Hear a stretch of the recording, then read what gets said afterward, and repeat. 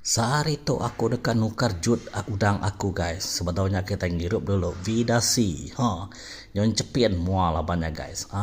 Kita dekat nukar kambut udang. Tau ke jut udang. Tok ya ke.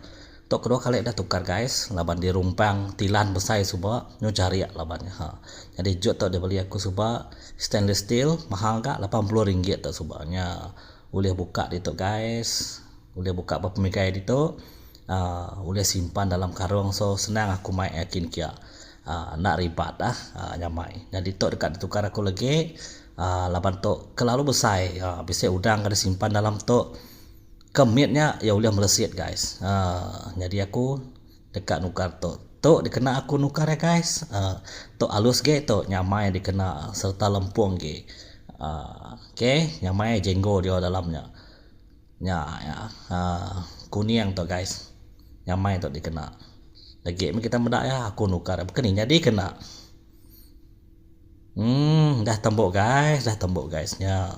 Pada kita ada berapa aku ke seksinya kita mana main Tok ya nyamai kena penuh lah laban udang lah. Ya, oke guys, terima kasih. Selamat ujung minggu.